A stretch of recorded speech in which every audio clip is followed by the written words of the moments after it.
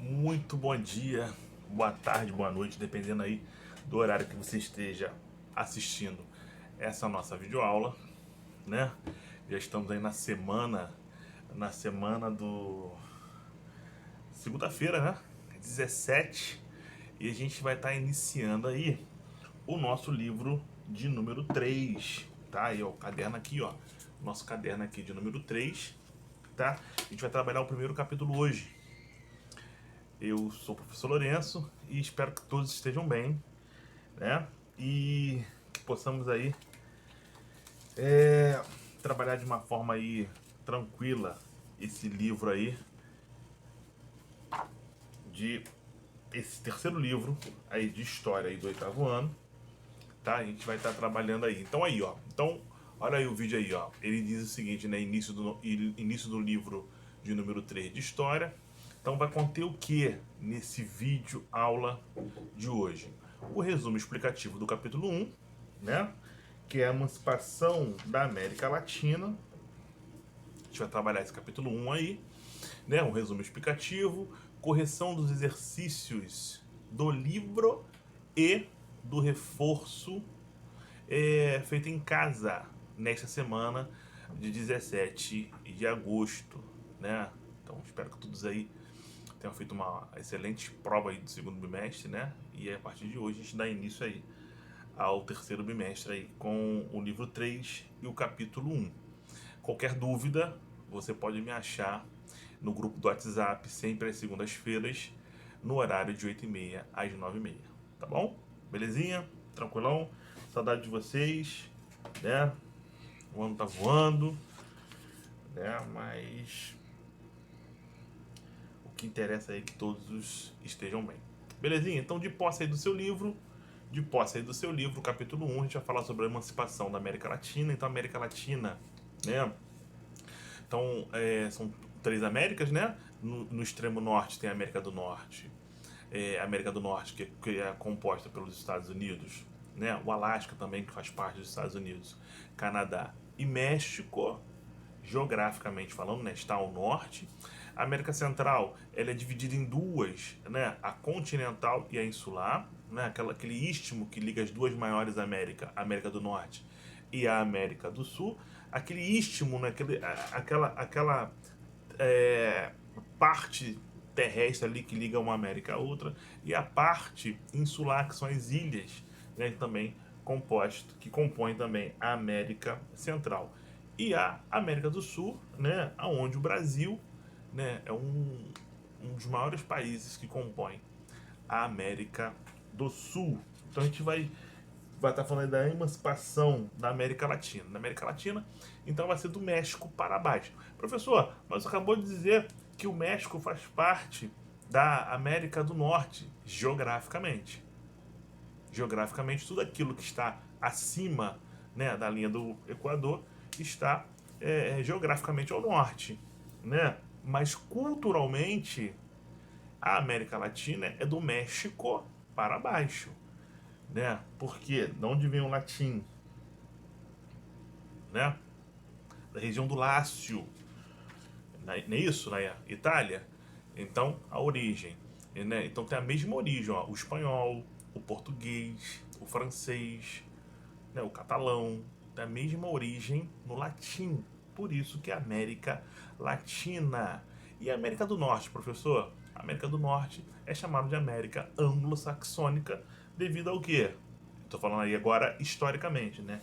Devido aí os anglo-saxônicos, né? Que deu origem ao idioma inglês. Tranquilo até aí? Belezinha? Só para dar né? Uma situada. Então vamos que vamos. Vamos aí, pega aí o seu livro aí. A gente pega o seu livro aí logo no iniciozinho aí do capítulo 3. Perdão, logo no iniciozinho desse primeiro capítulo, na página 3 do seu livro. Que livro, professor? O caderno 3, né? O caderno 3.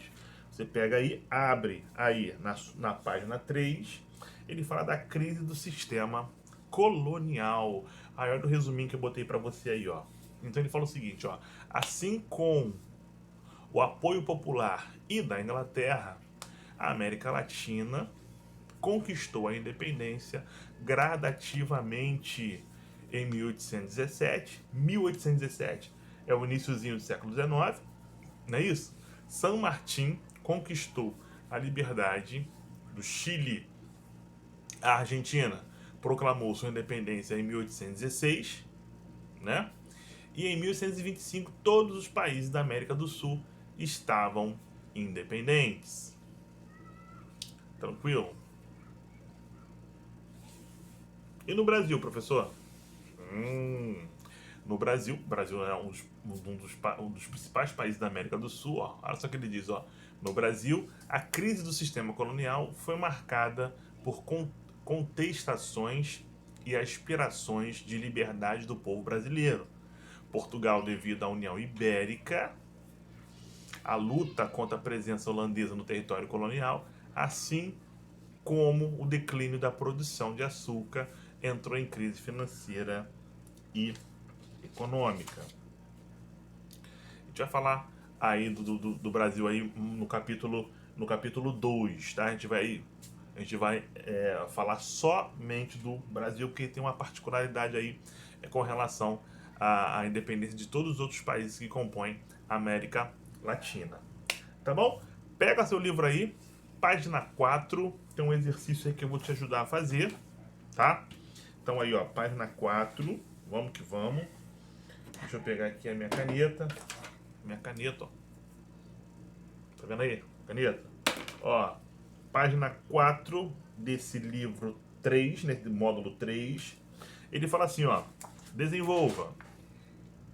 Olha só. Vou deixar aqui para você daqui a pouco dar uma conferida com o seu, tá? Aqui tá o gabarito e aqui tá a pergunta. Não se apresse não. Preste atenção aí. Qualquer coisa eu volto, tá? Não fica com pressa não. Então olha só. Pega o seu livro na página 4. Está lá escrito desenvolva. Eu vou ler para você, ó. Ele fala assim, ó. O texto abaixo apresenta informações sobre os crioulos, atores históricos de grande relevância na emancipação política da América Espanhola. Leia-o e responda as questões 1, 2 e 3, tá? 1, 2 e 3, tá? Vamos lá, 1, 2, 3. Vamos lá primeiro. Vamos ler aí o texto, hein? Ele fala assim, ó, esses homens começavam a compartilhar sentimentos e a constituir um novo vocabulário político, capazes de fazer nascer uma modernidade política, tanto em termos de ideias como de ações que configurariam uma nova prática política no interior das sociedades coloniais. Uma verdadeira revolução que o tradicionalismo da monarquia espanhola não conseguiu pressentir tão próxima, né? Uma questão adaptada, que ele diz aqui, não, a Revista de História de São Paulo, daí o número das páginas, o ano que foi publicado em 2008, ele fala que foi uma questão adaptada. Aí vem a pergunta. Número 1, ele fala assim, ó. Quem eram os crioulos? Defina brevemente essa camada social. Então, quem eram os crioulos? Então tá aí, ó. Os crioulos podem ser definidos como descendente dos colonizadores que integraram as camadas abastadas. O que é uma camada abastada?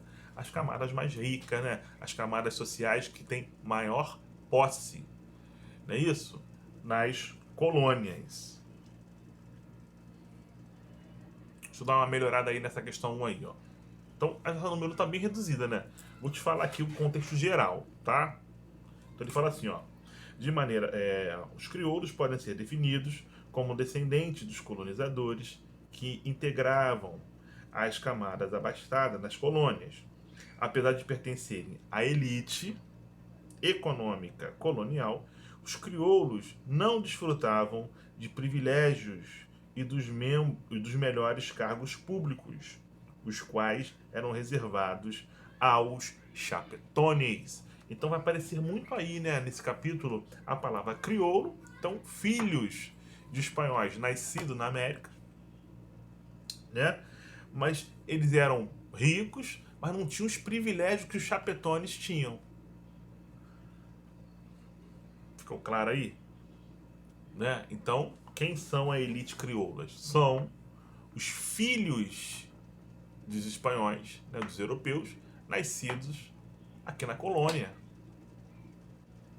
Formam uma elite crioula. Mas ela não tem os mesmos benefícios e os privilégios que são dados aos chapetones. Tranquilo? Até aí? Então, essa aí é a número 1. Aos pouquinhos a gente vai ficando fera aí no assunto.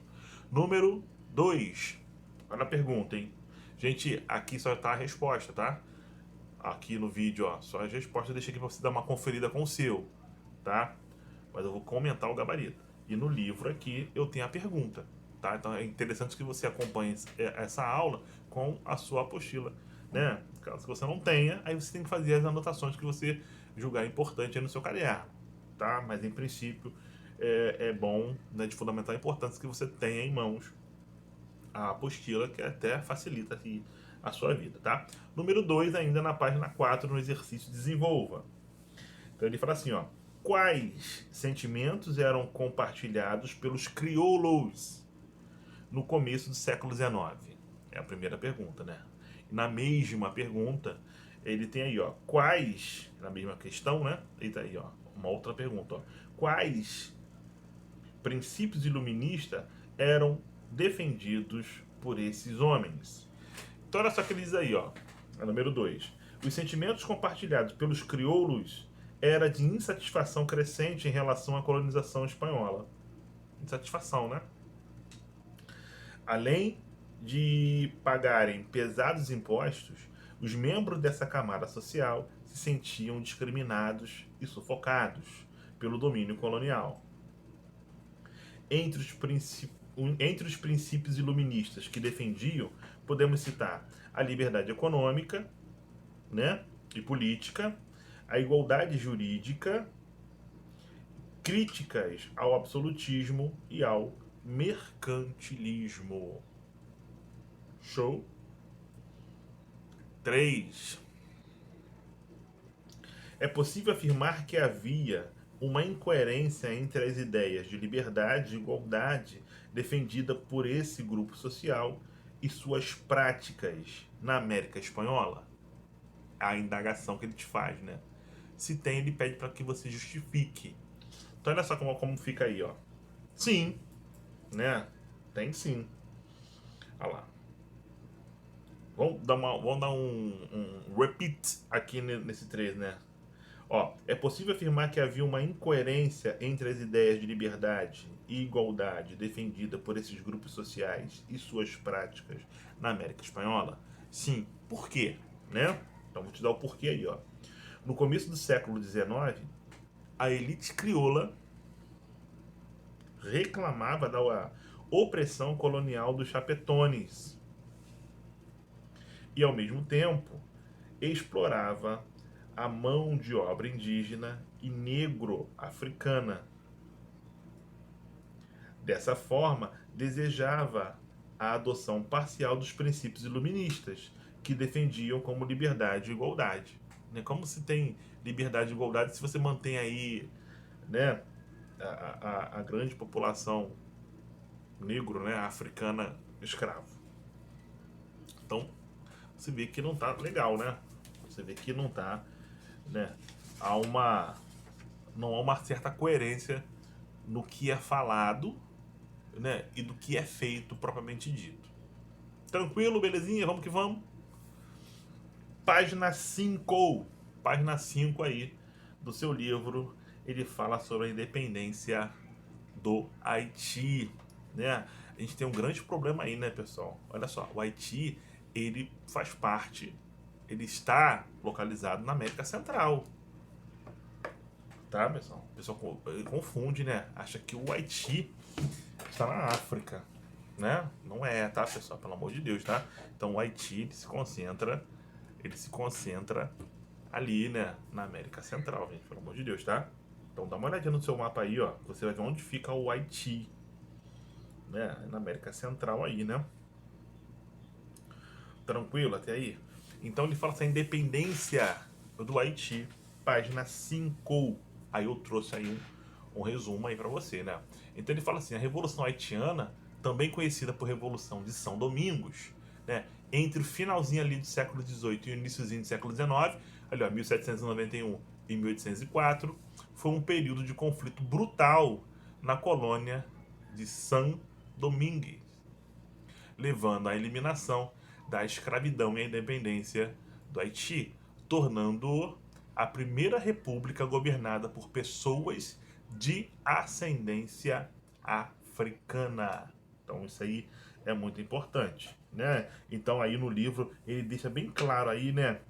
Olha lá, entretanto, sob a liderança do militar Toussaint de Louverture, os escravos rebelaram-se e armaram-se contra seus senhores para lutar pelo fim da escravidão e do domínio metropolitano francês. Tá? Então, página 5 aí, eu trouxe para você aí um resumo bem legalzinho aí sobre a independência do Haiti. Página 6, interpretando. Mesmíssima coisa, vamos lá. Interpretando. Então, lá na página 6, deixa eu marcar aqui para eu não me perder, aqui no meu livro, página 6, interpretando, ele fala assim, ó, leia o texto. Eu já li 1000 vezes nesse texto, mas eu vou ler com vocês mais uma vez, tá? Ele fala assim, ó, o Haiti é um farol elevado sobre as Antilhas, em direção ao qual os escravos e seus senhores, os oprimidos e os opressores voltam seus olhares, né? Uma crítica aí, né? Então, responda a questão 1 e 2 da página 6, tá? Professor, que módulo é esse? É o módulo 3, é o iniciozinho do nosso terceiro bimestre. Show? Então vamos lá. Depois de ler o texto, ele fala assim, ó, número 1. Por que os escravos e seus senhores voltaram seus olhares sobre o Haiti no final do século XVIII? A indagação que ele te faz, né? Olha só o que ele te diz aí. Ó, o Haiti foi o único país da América colonial a ter a sua independência conduzida por descendentes africanos. Sua independência foi acompanhada por um violento processo de abolição de escravidão. Tal fenômeno foi observado com atenção por cativos e seus senhores de diversas partes do continente, incluindo o Brasil. Para os primeiros, a independência haitiana apresentava uma inspiração contra o cativeiro. Para os senhores, tal evento poderia representar a perda de suas propriedades, a perda das suas terras. Então, daí a preocupação. Tranquilo? 2, ainda na página 6, tá, pessoal? A primeira Constituição do Haiti, elaborada em 1801 é o iniciozinho do século XIX, né, pessoal? Em 1805, estabeleceu que nenhum branco, qualquer que seja sua nação, colocará os pés neste território com o título de dono ou proprietário e não poderá no futuro adquirir propriedade alguma. Explique por que essa lei foi criada. Então vamos lá. Então, os haitianos temiam que se as pessoas brancas voltassem, elas poderiam ameaçar a liberdade deles e também reivindicar as propriedades e outros bens que perderam após a independência. Então é até de se justificar, né? Até de se justificar. Vamos que vamos. Sou ético, página 7. Então, tem aí, ó. Vamos dar uma olhadinha aí. Então, o que você está vendo aí? Duas imagens. Aí na sua página 7, tem duas imagens aqui, ó. Né? Que falam o seguinte. Vamos dar uma lidinha aqui no texto que fica melhor as imagens que está aí no seu livro, tá, pessoal? Vamos dar uma lida aqui no texto aqui. Esquece aqui no vídeo, por exemplo, né? Por enquanto. Então ele fala assim, ó. Em janeiro de 2010, o Haiti foi devastado por um terrível terremoto. Apesar de não ter sido o mais forte tremor registrado no país, inferior a abalos ocorridos em países como o Chile e o Japão, a destruição que se seguiu foi uma das maiores de sua história. Já em outubro de 2016, o furacão Malto provocou uma onda de devastação, sobretudo na região litorânea do país, ocasionando a morte de centenas de pessoas. O Haiti é considerado o país mais pobre das Américas, carece de infraestrutura básica e vive há décadas diversos conflitos internos. Após a concretização de sua independência no início do século XIX, as grandes potências, alarmadas com a possibilidade do exemplo que poderia ser dado por um movimento negro e popular, procuraram isolar a ilha, além de não a reconhecerem como um país independente. Esse isolamento pode ser apontado como agravante da situação de extrema pobreza do local. Aí sim, vem as duas imagens que eu te falei. Então acompanha comigo. A do lado esquerdo, aí ó, quase nada restou do Haiti após o terremoto de 2010. Na imagem, pessoas vasculham entulho após o grave desastre. E à direita, aí ó, pessoas atravessam rua lameada, rua lamacenta, em pequena cidade haitiana, após a passagem do furacão Mato, em 2016. Aí ele fala assim, ó, com base nas informações mencionadas, faça uma pesquisa em grupo sobre as características econômicas, sociais e políticas do Haiti. Nessa atividade, relacione os problemas estruturais existentes no país com a devastação provocada pelos terremotos de 2010 e pelo furacão de 2016. Tome nota das informações encontradas e, em um dia combinado, apresente o resultado da pesquisa ao demais colega da sala de aula. Então, essa questão a gente teve que adaptar, né, ao novo normal.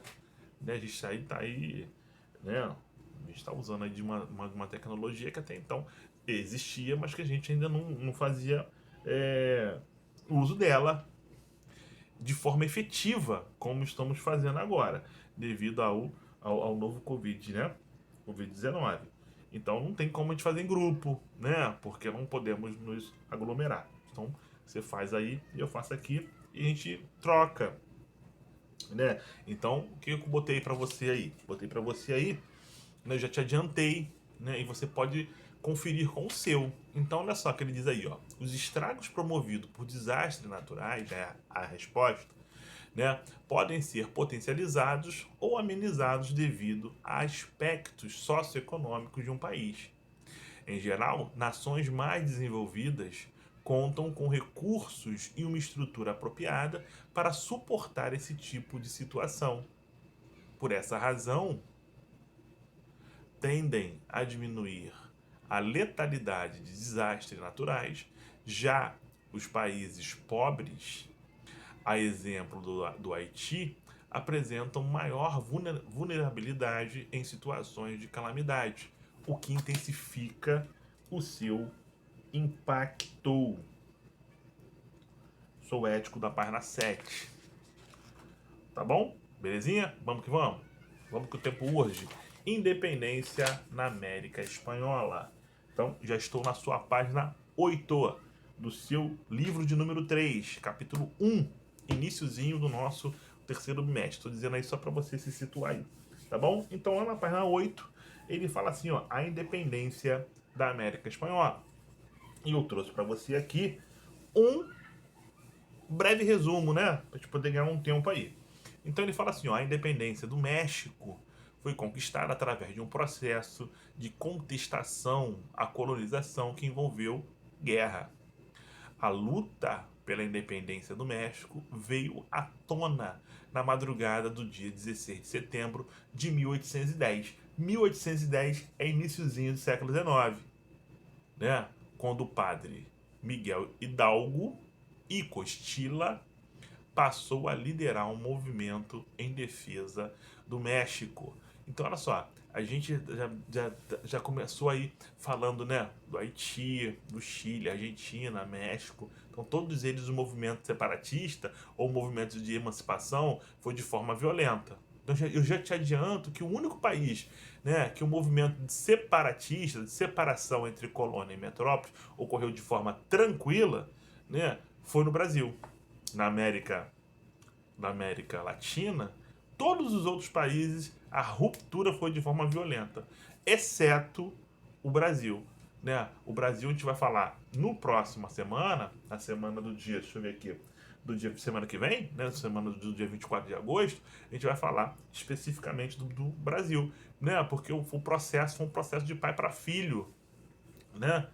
Um processo de pai para filho aí, que a gente vai entrar em detalhe na próxima semana. Mas já te adianto que dentre os países que compõem a América Latina, somente o Brasil, essa ruptura com a metrópole foi feita de tranquila, foi o Brasil. Os outros países, a ruptura foi de forma violenta. E no México não foi diferente. Tranquilo? Belezinha? Desafio da página 9. Então, vamos lá. Desafio da página 9. Então, olha só o que ele diz aí. Tem uma obra de arte aí, né? Retábulo da Independência, de Juan Orgaman,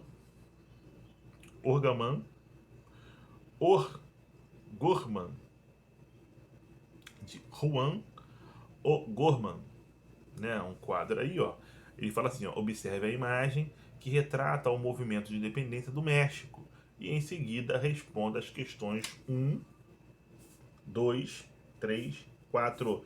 Eu estou na página 9, tá, pessoal? Então vamos lá. Deixa eu dar uma olhadinha aqui, pessoal. 1, 2, 3, 4. Isso mesmo. Vamos lá. Número 1. Identifique alguns grupos da sociedade mexicana representada na tela. Então vamos lá. O tio aqui tá meio cegueta, né?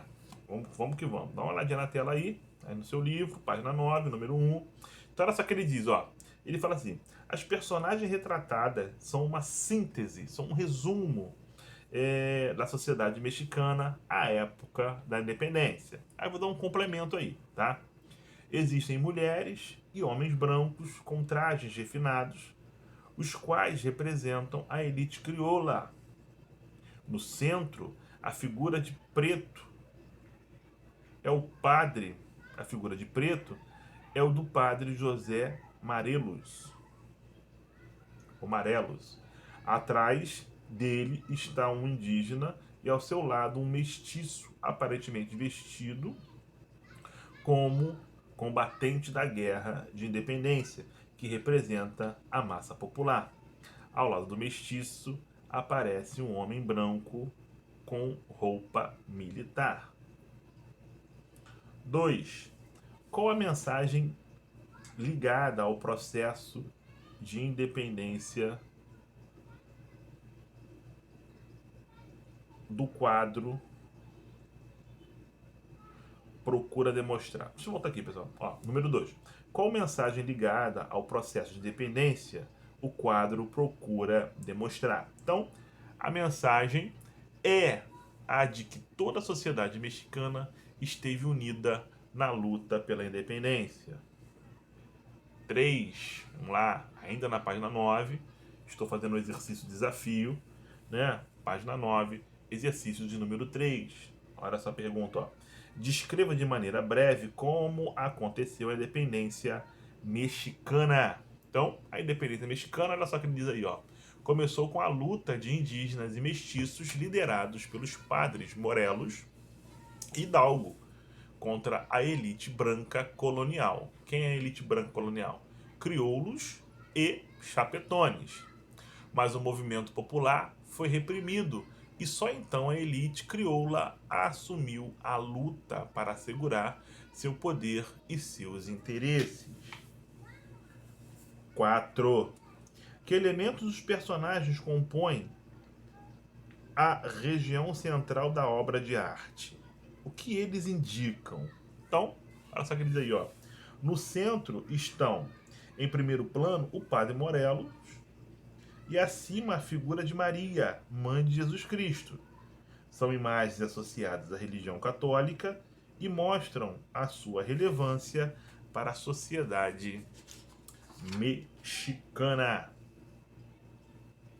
Show? Livro, página 10. Então tá lá, ó, no sul do continente. Então a gente está tratando, né, do México para baixo e como que ocorreu ali no sul do continente, do continente americano, né? É isso que ele quer saber. Então tô na página 10, tá, pessoal? Página 10 aí do seu livro aí, ele vem falando aí. Então, o que ocorre aí no sul? Então ele começa assim, ó.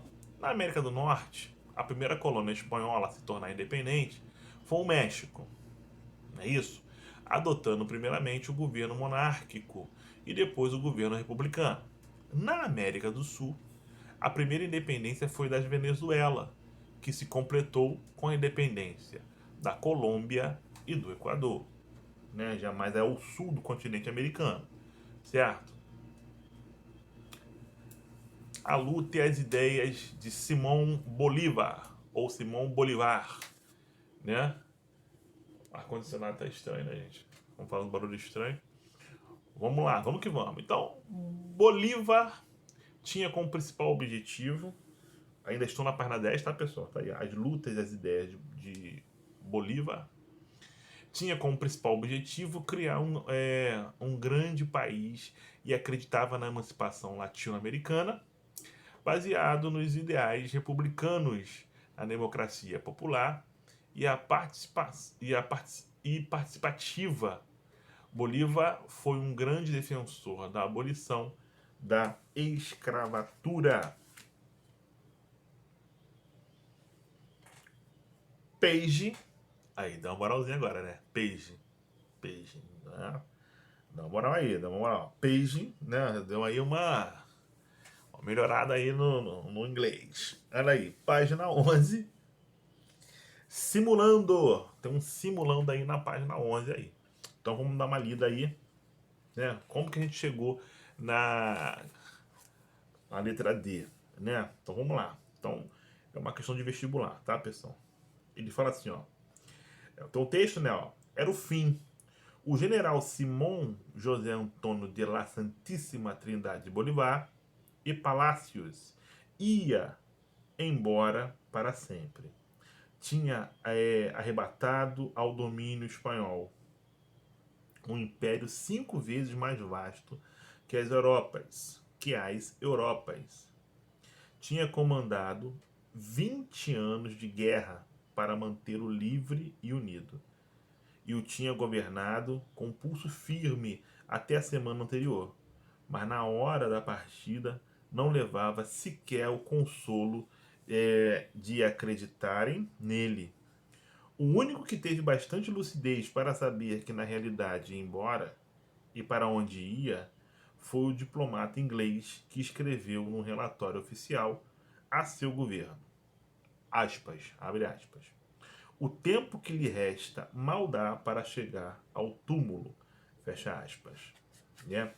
Aí vem a questão. Ele fala assim, ó, o perfil de Simão Bolívar, apresentado no texto, acentua alguns de seus principais feitos, mas deve ser relativizado, uma vez que Bolívar, olha só, a letra D aí, ó, teve papel político e militar decisivo na luta de independência da América Hispânica, mas jamais governou a totalidade das antigas colônias espanholas. Então, esse simulando aí é a letra D de Delta. Lembrando que caso ainda fique alguma dúvida, você pode estar me acionando sempre, né, às segundas-feiras, de 8h30 às 9h30, no nosso grupo de WhatsApp, tá bom, pessoal? Vamos que vamos que o tempo voa. Página 12. Deixa eu me situar aqui na página 12 do seu livro. Professor, e aquela questão, aquele reforço para ser feito em casa, geralmente o cara que não tem livro e tal, no finalzinho eu vou estar corrigindo e vou deixar lá o gabarito comentado no final do vídeo, tá bom, pessoal? Tá belezinha? Então vamos lá. Página 12. Leia o trecho de uma famosa carta redigida por Simão Bolívar e responda as questões 1 e 2. Vou ler para você aí a carta. Ó. Desejo mais do que outro, ver formar-se na América a maior nação do mundo. Não tanto pela sua extensão e riquezas, como pela sua liberdade e glória. Ainda que aspire à perfeição do governo da minha pátria, não posso me persuadir de que o novo mundo seja, pelo momento, regido por uma grande república. Número 1. Qual projeto político era defendido por Bolívar nesse documento? Então, ele fala assim, ó, após a vitória contra as forças leais à metrópole europeia, Bolívar tentou construir uma única nação hispano-americana em todos os continentes. Todavia, os interesses das elites locais e outros fatores variados arruinaram por completo esse projeto político. Número 2. Tendo como base o que aprendeu neste capítulo, justifique a frase dita por Simão Bolívar a respeito da independência da América Espanhola. Abre aspas. Uni-vos ou o caos vos devorará. Fecha aspas. Né? Então, olha só o que ele quis dizer com essa frase. Aí, ó. Simão Bolívar referia-se ao fato de existir interesses e grupos diversos ligados à independência da América Espanhola. Ele propunha a união da América com o objetivo de evitar a fragmentação política e, consequentemente, instabilidade política e econômica causada pela disputa de interesses locais. Suas pretensões, reconhecidas como bolivarismo, fracassaram logo após a emancipação hispano-americana. Tranquilo? Até aí? Belezinha? Vamos que vamos. Página 13 do seu livro. Página 13 do seu livro, Mudanças Aparentes, Fragmentação Política. Então, olha o resuminho que eu trouxe para você aí, tá? Aí, ó. Vamos que vamos.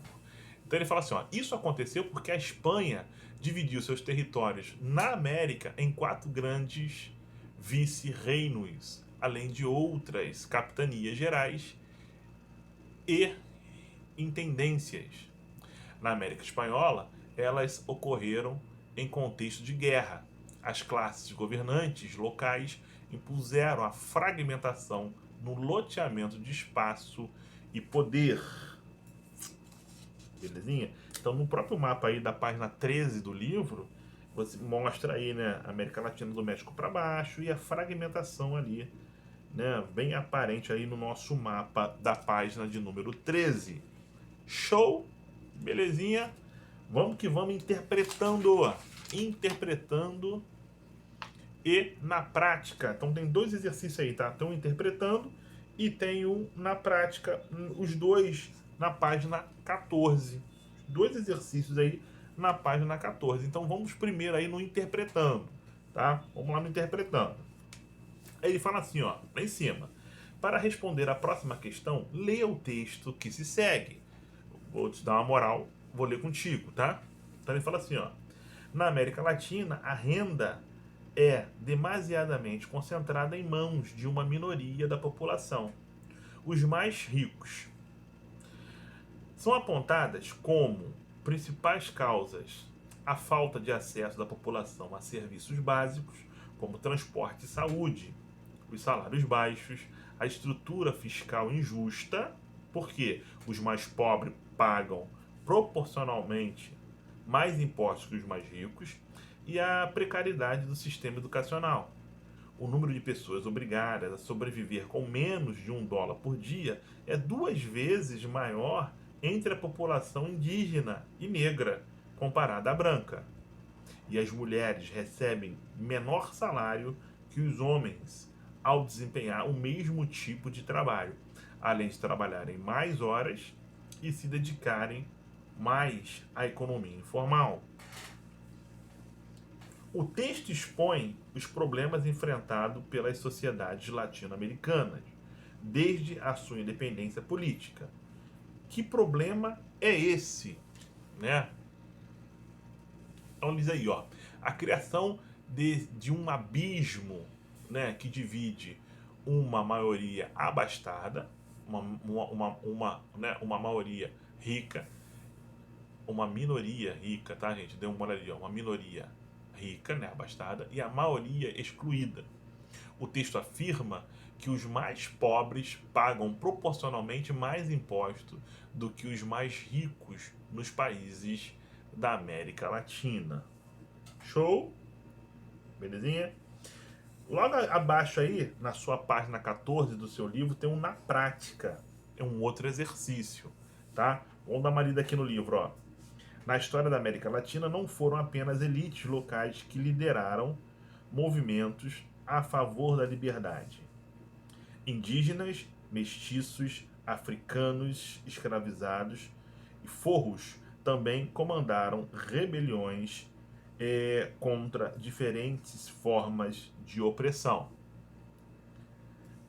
Aí ele fala assim, ó, vamos agora ao exercício. Ó. Que tal conhecer mais a atuação dessas figuras históricas? Em um grupo, escolha um dos nomes abaixo e pesquise informações sobre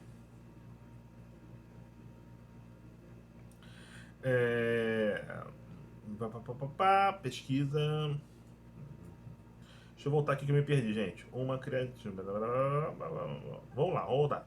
Ó, em um grupo, escolha um dos nomes abaixo e pesquise informações sobre sua vida e legado. Legado é o que ele deixou, né? O que ele deixou.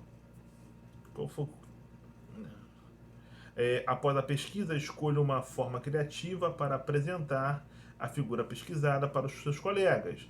Elaboração de seminários, cartazes, peças de teatro, entre outros. Então, esse livro aqui, né, ele foi elaborado antes do novo normal, né, que a gente podia se reunir, aglomerar. Hoje não mais. Então, vou te ajudar a fazer aí. Então, olha só que ele diz aí, ó. Vamos lá. A atividade tem objetivo. Então, qual o objetivo dessa atividade? Né? Se pudesse ser feito dessa forma que ele está pedindo aqui. Então, olha só o objetivo. Ó. O objetivo de enriquecer o conhecimento dos alunos sobre o protagonismo de diferentes grupos sociais e éticos nos movimentos libertários da história da América. Show? Tranquilo? Belezinha? Então aqui a gente encerra esse primeiro capítulo desse livro de número 3, tá? E agora, professor, quem poderá nos defender? Agora vamos para o exercício de reforço, né? Para aquela galera que vai lá na escola e pega a folhinha, ó. Para você também vai ter também aí, né, esse exercício de reforço. 17, 24. Eu não tô enxergando. Assinale. Rapidinho, deixa eu dar uma conferida aqui, tá?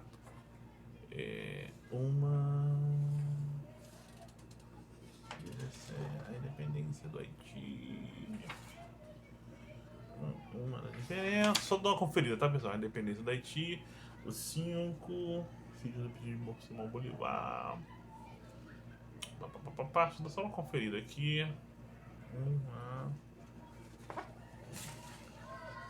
Vamos que vamos, galera. Vamos lá. Então, pega aí a sua folhinha. Tá? Uma diferença durante. Vamos pegar essa folhinha aí. Número 1. 24. Eu que imprimi 2 folhas, tá, pessoal? 17 e 17. Dia. Vamos que vamos.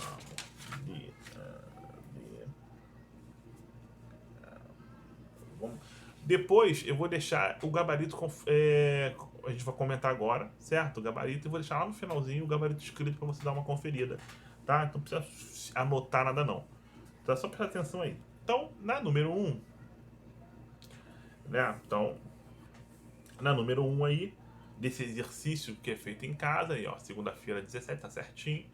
Então, eu trouxe aqui impresso porque eu não estou enxergando aqui direito, tá, pessoal? Por isso estou com dificuldade aqui. Vamos que vamos. Então, ele fala assim, ó, número 1.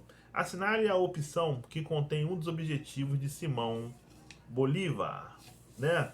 Então, um dos objetivos dele está bem explícito aí, né? Na letra D, ó. Criar uma confederação dos Estados americanos face à possível contraofensiva da Europa, apoiada pela Santa Aliança. Conseguiu? Não conseguiu, mas ele tinha esse aí objetivo. Então, número 1, letra D de Delta. Vamos que vamos. 2. Vamos lá.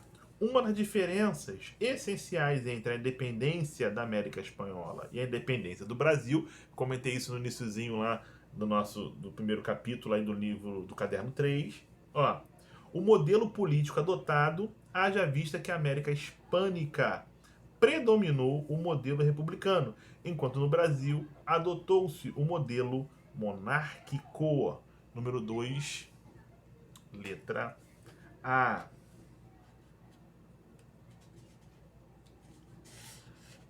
3. Aí, ó. Vamos para 3. Olha só. 3. Deixa eu dar uma olhadinha aqui no 3. Só para dar uma conferida. 3. Durante o processo. 3. 4. Deixa eu ver aqui. A independência. 5, 6. Belezinha. Vamos lá. 3. Ó. Aqui comigo, tá, pessoal? Acompanha comigo aqui, ó. Aqui já tá a resposta pra você conferir com a sua. Olha só o que ele diz, ó. Durante os processos de independência, número 3, tá, pessoal? Durante os processos de independência na América Espanhola, 2 grupos se destacam como principais protagonistas e adversários durante os confrontos. Cite os 2 grupos protagonistas e suas principais características.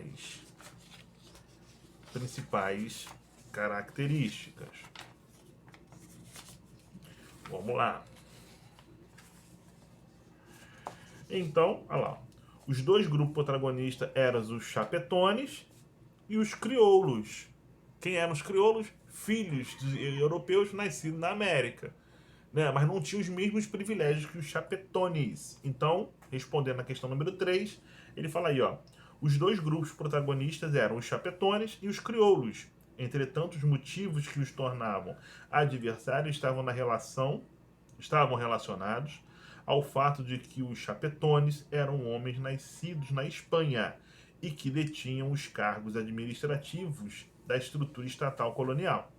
Já os crioulos eram filhos de espanhóis nascidos no continente americano e que, por conta dessa situação, não tinham os mesmos privilégios que os chapetones, apesar dos crioulos possuírem os meios de produção nas colônias. Tranquilo? Vamos para o 4.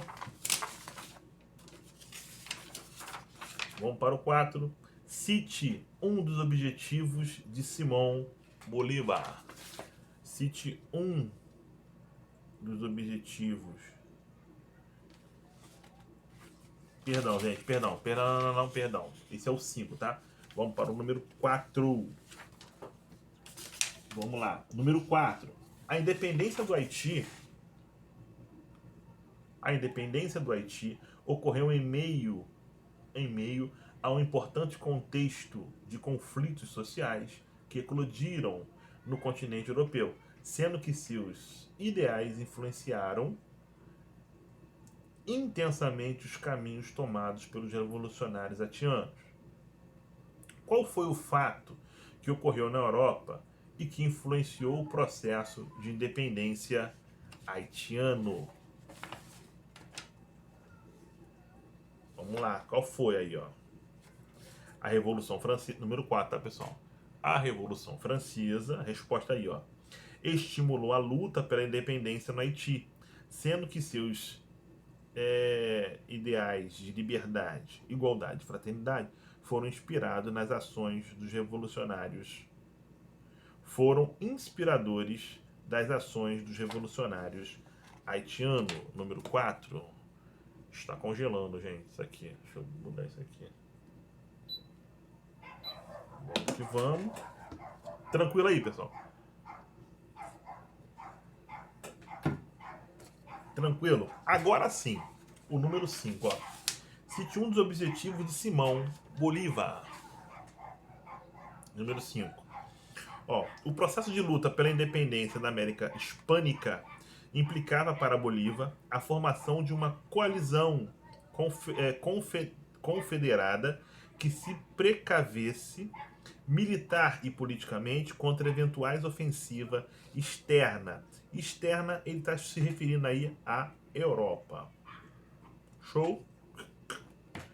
Europa.